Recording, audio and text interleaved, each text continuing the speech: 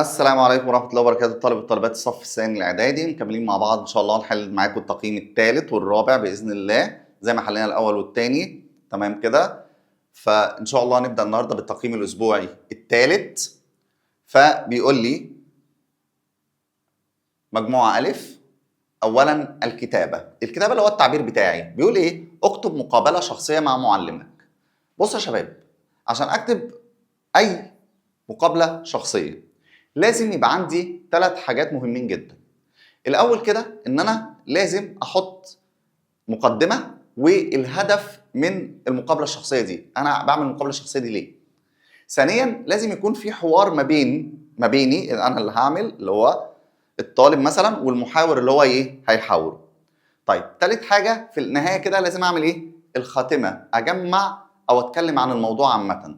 فانا عملت لكم ايه؟ انا جهزت لكم مقابله شخصيه تنفع لاي حد مهما كانت الشخصيه اللي انت هتتكلم عنها. هتتكلم عن المعلم، هتتكلم عن مدير المدرسه، هتتكلم عن شخصيه من الكتاب زي ابراهيم الرفاعي، هتتكلم عن دكتور مجدي يعقوب طبعا انتوا اخدتوه قبل كده واتكلمنا عنه. هتتكلموا مثلا عن محمد ابو شقره، هتتكلموا عن اي حد او اي شخصيه ممكن تجيلكوا او عالم من العلماء. تمام كده. هتتكلم عن والدك، هتعمل له مقابله شخصيه. طيب هعمل ده ازاي؟ تعال نشوف كده. يلا بينا. لما تيجي هتبدا المقدمه تبدا تقول ايه؟ يسعدنا اليوم ان نلتقي بيه. تبدا كده، يسعدنا اليوم ان نلتقي بيه. ومكان النقط دي يا حبيبي هتكتب اسم الشخصيه اللي عندك. يعني مثلا هتتكلم عن المعلم زي ما هو طالب منك، يبقى يسعدنا اليوم ان نلتقي بيه الاستاذ فلان. خلاص كده؟ طيب وكمل احد النماذج المشرفه في مجتمعنا. والهدف من هذه اهو، انا كده اتكلمت عن الايه؟ عن الهدف. ركز بقى يا شباب، اتكلمت هنا عن الايه؟ الهدف هو من الايه؟ من المقابله. والهدف من هذه المناقشه او المقابله هو تسليط الضوء على النماذج المشرفه في مجتمعنا، والهام الطلاب وتقديم قدوه حقيقيه تبرز قيمه العلم والعمل والاجتهاد. مع اي شخصيه تقدر تكتب المقدمه دي. بعد كده قلنا هنتنقل للمرحله الثانيه اللي هو السين جيم، هنحاور. طب يلا كده. الطالب اول سؤال تساله للشخصيه اللي عندك: كيف بدات مسيرتك؟ ممكن بقى تقول له مسيرتك العلميه، مسيرتك المهنيه، انت حر. او عايز تقول له كيف بدات مسيرتك وتريح دماغك، تمام. المحاور هيقول لك التحقت بيه. عايز بقى تقول التحقت بيه، هتكمل بقى التحقت بالكليه. يعني مثلا لو شخصيه عسكريه بلتحق بالكليه العسكريه او الكليه الحربيه. طب هتتكلم عن شخصيه المعلم يبقى التحقت بكليه الاداب، كليه العلوم، كليه دار العلوم، كليتنا طبعا العظيمه. هتقول مثلا كليه التربيه، ثم تخرجت وعملت بوظيفه معلم كذا وخلاص. طيب الطالب بعد كده السؤال الثاني هيبقى معاك ايه؟ ثابت. الاسئله دي ثابته، انت كل اللي هتغيره اجابات المحاور. الطالب هيقول له ايه الدافع اللي بيمنحك القوه في اصعب اللحظات؟ الاجابه هنا ثابته بقى. المحاور يرد يقول لك ايه؟ ايماني بالله وثقتي في نفسي وحبي العميق لمصر. بس. طيب السؤال الثالث هتساله له تقول له ايه؟ ما الرساله التي توجهها الى شباب اليوم؟ هيرد عليك يقول لك كده ثابته: اوصيهم بحب الوطن والعمل باخلاص.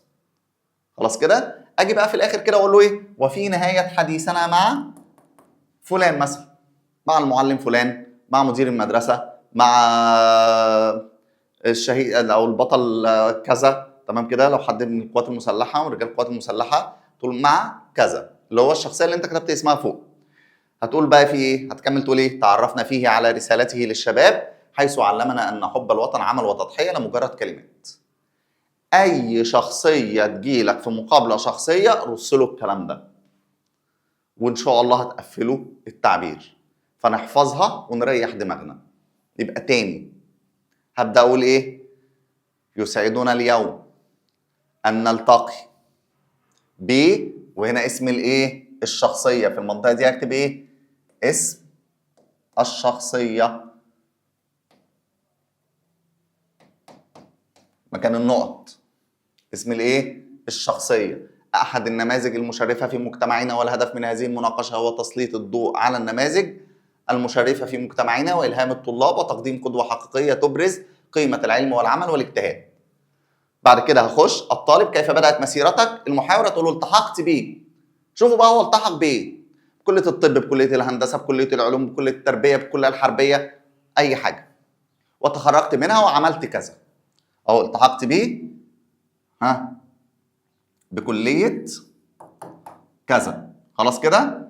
وتخرجت منها سنه، اي سنه بقى، ثم عملت في، اشتغل في كذا، خلاص كده. طيب اللي باقي ده كله هتحطه زي ما هو. ايه الدافع اللي بيمنحك القوه في اصعب اللحظات؟ هيرد يقول لك ايماني بالله وثقتي في نفسي وحب العميق ليه؟ لمصر. هتقول له ايه الرساله بتوجهها لشباب اليوم؟ اوصيهم بحب الوطن والعمل باخلاص. وفي نهايه حديثنا هنا برضه هكتب اسم الايه؟ الشخصيه. اسم الايه؟ الشخصيه اللي انا اتكلمت عليها فوق. تعرفنا فيها على رسالته للشباب حيث علمنا ان حب الوطن عمل وتضحيه لمجرد كلمات. ثابته معايا في اي مقابله شخصيه يا شباب. كده يبقى انا سهلت لكم الدنيا جدا في التعبير الاولاني واللي هيجي لك في اول شهر. نرجع تاني بقى للتقييم. يبقى بيقول لي اكتب مقابله شخصيه مع معلمك، خلاص احنا عرفنا هنكتب ازاي. طيب السؤال الثاني من درس شريان العالم قناه السويس. بيقول بدأ تنفيذ هذا المشروع العملاق في 5 من اغسطس عام 2014 وافتتح في 6 من اغسطس عام 2015. فقد تم انجاز المشروع في وقت قياسي وهو ما عد معجزة هندسية واقعية بكل المقاييس ودليلا على استعادة روح الإرادة والوطنية وتأكيدا للقدرة على الإنجاز تماما كما فعل الأجداد في حفر القناة الأولى عام 1869. معنى عد، يعد معناها إيه؟ يعتبر، يبقى اعتبر. مضاد كلمة استعادة، واحد بيرجع، عكسها واحد بيدي، اللي هي كلمة إعطاء. والعلاقة قوله وهو ما عد معجزة، بيقول لك افتتحت كذا، اتعملت في وقت قياسي، عشان كده اعتبر معجزه هندسيه، يبقى دي ايه؟ نتيجه. متى بدأ العمل في المشروع؟ اهو في 5 من اغسطس عام 2014، ادي الجزء الاولاني. ومتى افتتح؟ افتتح في 6 من اغسطس 2015. وعلى ما يدل ذلك؟ قال ودليلا على استعاده روح الاراده الوطنيه. ادي الثلاث اجزاء بتوع بتوع الاسئله، الثلاث اجزاء بتوع الاسئله، ادي اجابتهم. لو رحنا للنحو، احنا متفقين من المره اللي فاتت بنعمل ايه في النحو؟ اول حاجه ببص على الجمله ببدا اقسمها. مصر ما اجمل نيلك وهو يتهادى بين ربوعك ويلتف من حوله الروض والخضره كانه مرآة فضه ازدهت باطار من الحرير الاخضر وهما الاثنان النيل وما حوله من خضره رداء ترتديه مصر كانها ملكه تربعت على عرش العالم. اول حاجه بيقول لي اعرب يتهادى. يتهادى ده اسم ولا فعل يا شباب؟ فعل. ماضي ولا مضارع ولا امر؟ مضارع، برافو عليك. طيب الفعل المضارع كده اول ما تكتب فعل مضارع تروح بص قبليه. ليه ابص قبليه؟ لان ممكن يكون مسبوق باداه نصب او اداه جزم. اداه نصب زي ايه؟ ان، لن، كي، حتى، ولام التعليل. طب اداه الجزم لم، ولما، ولام الامر، ولا النهايه. طب ما فيش ده ولا ده ولا ده ولا ده، يبقى الفعل المضارع هنا ايه؟ مرفوع. مرفوع بايه؟ مرفوع بالضمه. طيب يلتف من حوله الروض، الجمله دي اسميه ولا فعليه؟ لا فعليه. ادي الفعل، قلنا بنسال الفعل بمن وايه وماذا. مين اللي هيلتف من حوله؟ قال الروض، يبقى الروض هنا تعرب ايه؟ تعرب فاعل مرفوع وعلامه رفعه الايه؟ الضمه. طيب اخر كلمه عايز يعربها كانها ملكه تربعت على عرش الدنيا. على حرف جر، عرش اسم مجرور. طيب عرش دي نكره والعالم معرفه، واحنا عارفين ان نكره ومعرفه تبقى، برافو عليك وشاطرين، مضاف اليه، والمضاف اليه دايما ايه؟ مجرور. طيب العالم ده مفرد هيتجر بالايه؟ مجرور علامه جره الايه؟ الكسره. يبقى كده خلصنا من اول سؤال اللي هو الاعراب. استخرج، عايز منادى وبين نوعه. ندور على اداه نداء. مصر ما اجمل نيلك وهو يتهادى بين ربوعك ويلتف من حوله الروض والخضره كانه مرآة فضه ازدهت باطار من الحرير الاخضر وهما الاثنان النيل وما حوله من خضره رداء ترتديه مصر وكانها ملكه ربعت على عرش الايه؟ الدنيا. طيب انا ما عنديش خالص اداه نداء. طالما ما عندكش اداه نداء تبدا تعمل ايه؟ بسرعه، احنا مش مقسمين؟ مقسمين. هتيجي في بدايه كل جمله وتحط ياء من عندك وتقرا، نفعت تبقى منادى، ما نفعتش تدور على اللي بعدها. تعال كده اول جمله بيقول ايه؟ مصر، تعال نحط ياء هنا كده، ينفع اقول يا مصر ما اجمل نيلك؟ اه طبعا ينفع. يبقى كلمه مصر هنا هي الايه؟ المنادى. طيب ومصر ده مش اسم بلد؟ اه اسم بلد، يبقى ده علم ايه؟ مفرد، نوعه علم مفرد. اعربه، اقول له منادى، والعلم المفرد مبني. مبني على ايه؟ مصر مفرد، يبقى مبني على الضم في محل نصب. باء، اسم به الف وصل واخر به همزه قطع. الف الوصل شباب نريح دماغنا كده، الف وصل على طول ندور على ايه؟ اي اسم اوله الف ولام. اي اسم اوله الف ولام الف وصل. كلمه ايه؟ الروض. شكرا اهو. طب عايز اسم فيه همزه قطع. اي اسم في اوله همزه، فيها همزه فوق او همزه تحت. ندور كده كلمه ايه؟ اطار، اخضر. كلمه ايه؟ اطار. فعل به همزه قطع. هنا بقى نروح للافعال. فعل به همزه قطع. تعال نشوف كده فعل فيه همزه قطع. ما اجمل. اجمل اهو همزه قطع. بين السبب. فعل ايه؟ ماضي. دول كام حرف؟ 4.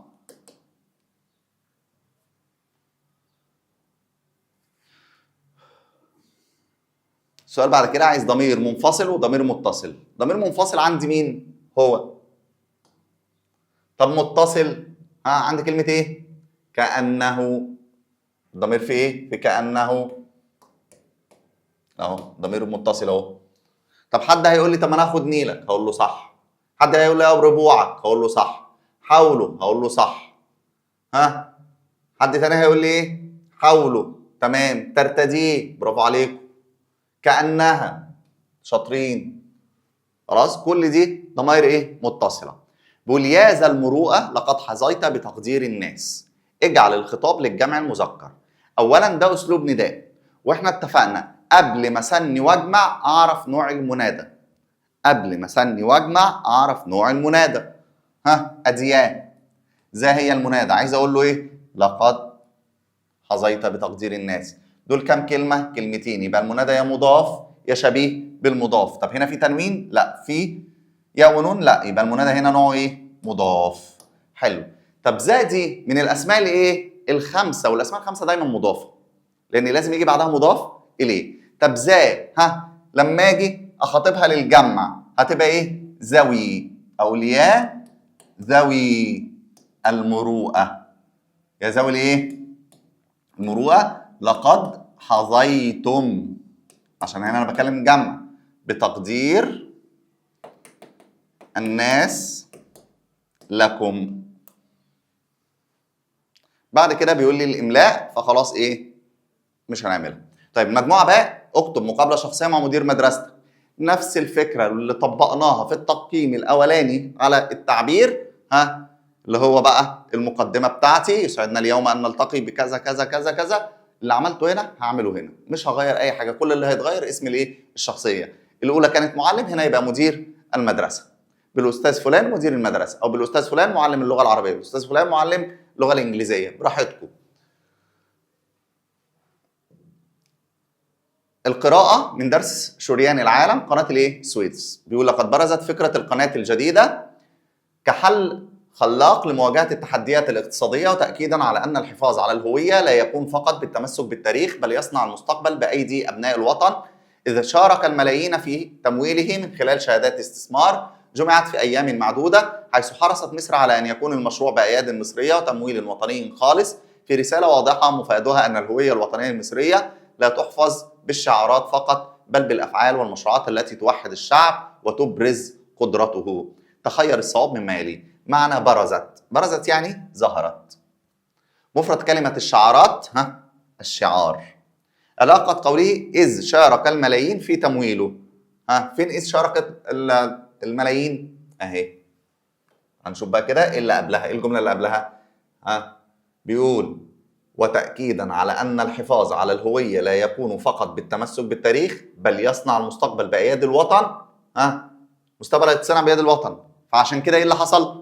فشارك عشان كده شارك. ها، يبقى هنا في ايه؟ تعليل. طيب ايه الرساله التي حرصت مصر على ارسالها من خلال فكر قناه السويس؟ تعال ندور على كلمه الرساله. ها، في رساله واضحه مفادها ايه؟ ان الهويه الوطنيه المصريه لا تحفظ بالشعارات فقط، بالافعال. ها، المشروعات التي توحد الشعب وتبرز قدرته. دي اجابه السؤال رقم 2. طيب بيقول ضع علامة صواب أو خطأ. يظهر المفهوم الحقيقي للهوية والانتماء بالشعارات والخطب فقط. لسه قايلين الكلام ده غلط.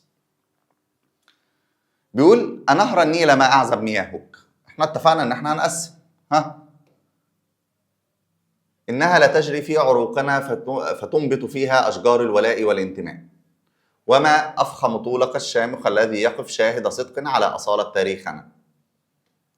فيا أيها المصري حافظ على سر وجودك وراوي هويتك وحضارتك. ادينا قسمت. اول كلمه عايز يعرفها نهر. طيب ايه اللي قبل كلمه نهر؟ همزه دي همزه ايه؟ همزه النداء. طب المنادى هنا كم كلمه؟ كلمتين، يبقى يا مضاف يا شبيه بالمضاف. فبالنسبه لي هنا هيبقى نهر هتعرب ايه؟ منادى منصوب وعلامه نصبه الفتحه. يبقى كلمه نهر هتعرب ايه؟ منادى منصوب وعلامه نصبه الايه؟ الفتحه.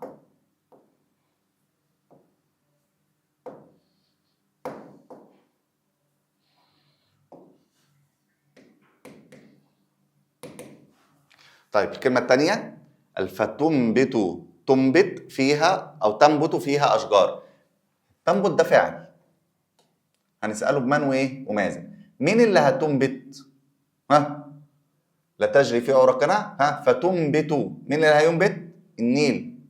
تنبت أنت ها فيها أشجارا. يبقى دي مفعول إيه؟ به.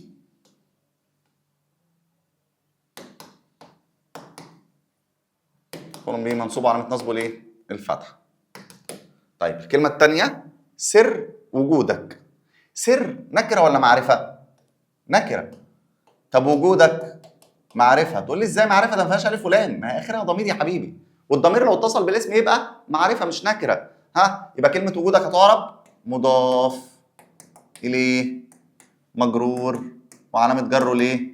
الكسرة. طيب استخرج من الفقرة منادى وبين نوع واعربه. طب ما احنا لسه عارفين نهر المنادى. ها، يبقى نهر هنا ايه؟ منادى، نوع مضاف، اعربه احنا لسه عارفينه فوق. منادى ايه؟ منصوب بالفتح. حد شاطر تاني يقول لي انا ماليش دعوه بده، انا هاخد ايها، لان انت قلت لنا قبل كده لما اشوف ايها او ايتها على طول هي المنادى واخدها منادى نكره مقصوده. يبقى واحد شاطر تاني يقول لي ايه؟ لا انا هاخد ايه؟ ايها منادى نوع، وانت قلت لنا على طول نكره مقصوده. طيب اعربه، هتقول لي منادى مبني على الضم في محل نصب. اقول له برافو عليك وشاطر وانت مركز على طول معايا. اسم به ألف وصل. قلنا أي اسم أوله ألف ولام دي ألف وصل. ها، النيل. واحد تاني فيه همزة قطع. كلمة إيه؟ أشجار. همزة قطع. الأسماء كلها قطع ما عدا 9 أسماء. فعل به همزة قطع. عايزين ندور على الفعل. ها، عندي أفخم، أعزب. يبقى عندي إيه؟ أعزب أو أفخم ماضي رباعي. كلمة تنتهي بتاء مربوطة وأخرى بتنتهي بتاء مفتوحة. ها، كلمة فيها تاء مربوطة كلمة أصالة. طب كلمة فيها تاء مفتوحة، يلا كده. نهر النيل ما أعذب مياهك إنها لا تجري في عروقنا فتنبت.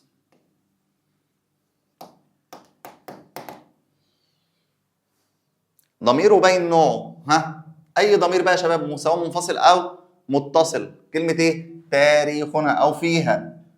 أهو فيها. الهاء ايه ضمير، نوعه ايه؟ متصل، ضمير بارز متصل ايه؟ غائب. بيقول يا صاحب الخلق اسعى في الاصلاح بين الناس ولا تيأس ابدا. اجعل الخطاب لجمع المذكر. اتفقنا قبل ما اسني واجمع لازم اعرف النوع. يا صاحب هي المنادى، عايز اقول له ايه؟ اسعى. دول كام كلمه؟ كلمتين، مفيش تنوين ومفيش ياء ونون، يبقى المنادى هنا مضاف. طيب صاحب هتبقى ايه؟ صاحبون او صاحبين. طب ما انا هنا عشان مضاف مش هينفع يبقى ياء ونون، يبقى هحذف النون للاضافه تبقى يا صاحبي الخلق.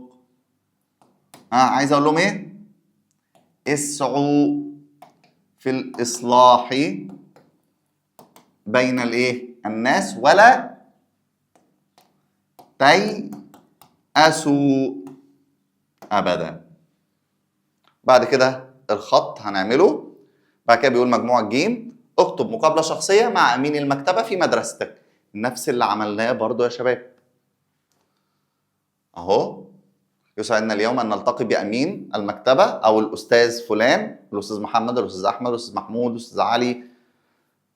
امين المكتبه في مدرستنا احد النماذج المشرفه في مجتمعنا، والهدف من هذه المناقشه هو تسليط الضوء على النماذج الايه؟ البشريه. ونكمل لغايه الاخر، وكل ده هسيبه لكم موجود.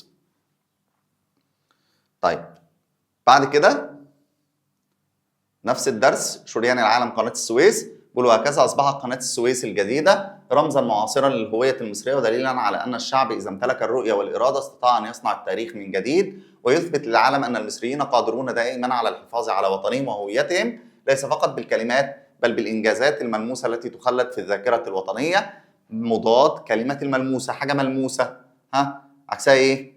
ملموسه يعني ايه؟ واقعيه شايفينها قدامنا، يبقى عكسها ايه؟ مجهوله ولا مغموره ولا مفقوده ولا مقطوعه؟ مقطوعه عكسها متصله. مفقوده عكسها انا ايه؟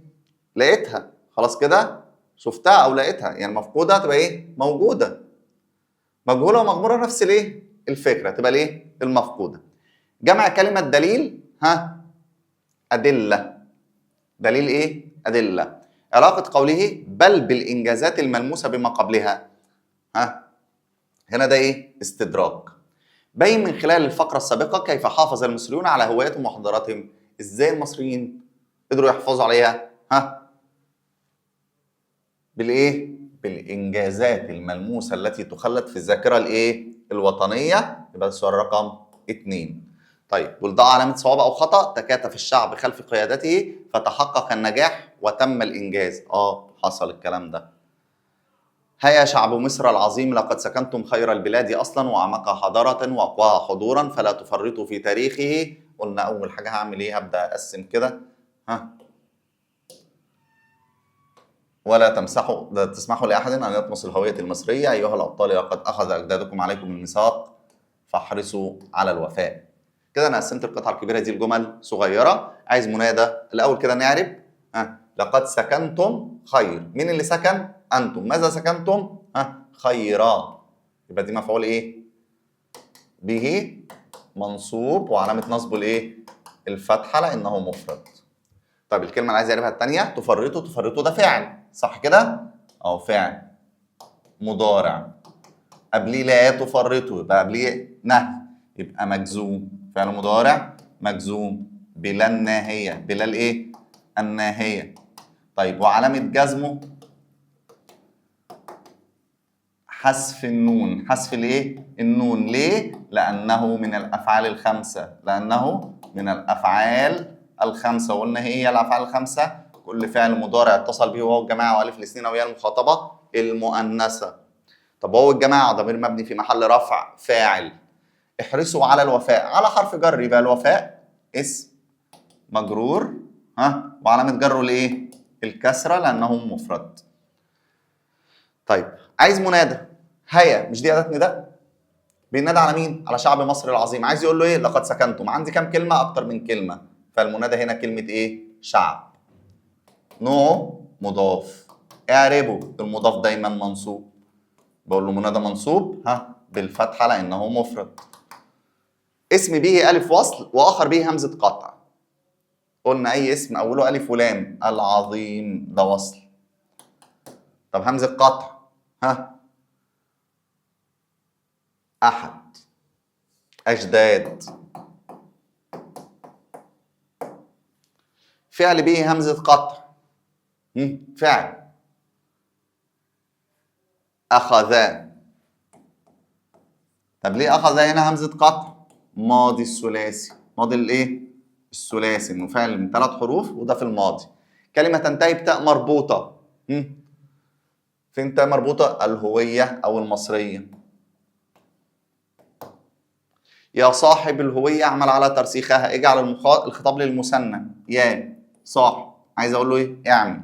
ها، طيب المثنى هقول ايه؟ ده مضاف. احنا عرفنا ان المنادى هنا ايه؟ مضاف. قلنا لازم نعرف النوع، فاقول يا صاحبي عشان مش هينفع احط النون. يا صاحبي الهوية اعملا على ايه؟ على ترسيخها. على ايه؟ ترسيخها. بعد كده الاملاء، وبكده نكون انتهينا من اجابة كل التقييمات بتاعت الاسبوع الثالث، وان شاء الله مكملين معاكم في الاسبوع الرابع. والسلام عليكم ورحمة الله وبركاته، ونشوفكم على خير بإذن الله.